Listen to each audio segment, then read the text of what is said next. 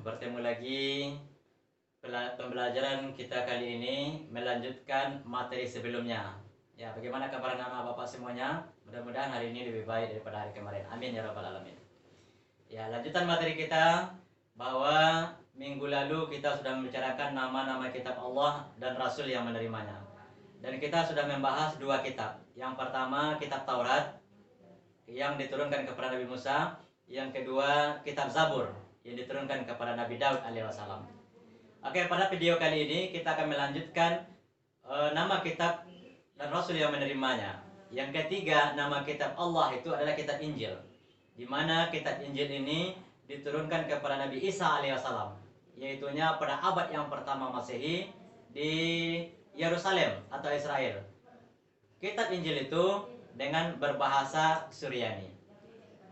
Penjelasan kebenaran kitab Injil ini nanti bisa kita lihat dalam surah Al-Hadid ayat yang ke-27. Wa atainahul injila wa ja'alna fi qulubil ladzina taba'u ra'fatan wa rahmah.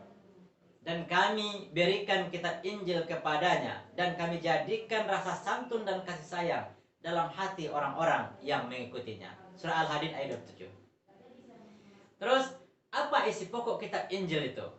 Isi pokok kitab Injil, yang pertama perintah untuk mengesahkan Allah.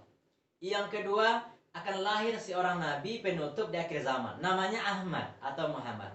Yang ketiga, ajaran untuk hidup zuhud.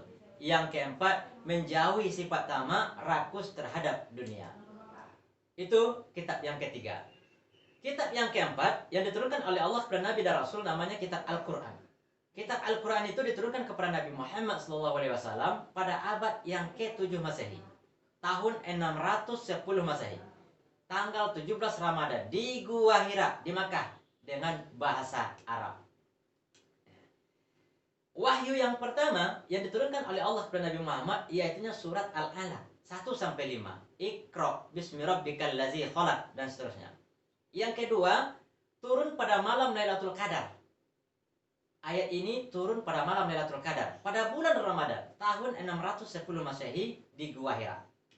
Wahyu yang terakhir turun yaitu surat Al-Maidah ayat 3. Awal pangkal ayatnya Al-yauma akmaltu lakum dinakum, dan seterusnya. Ayat ini turun pada tanggal 9 Zulhijjah tahun yang ke-10 Hijriah di Padang Arafah ketika Rasulullah sedang melaksanakan haji wada atau haji terakhir.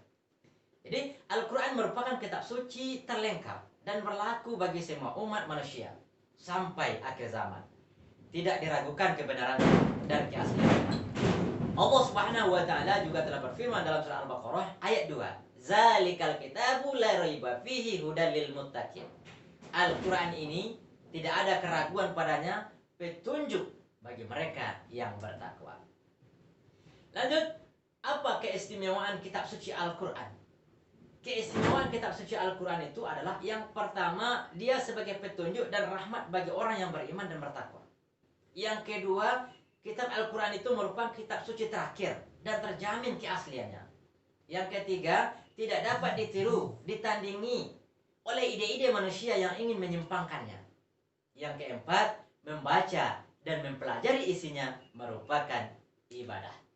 Oke semuanya, mudah-mudahan apa yang sudah disampaikan dari awal sampai akhir bisa bermanfaat. Terima kasih. Assalamualaikum warahmatullahi wabarakatuh.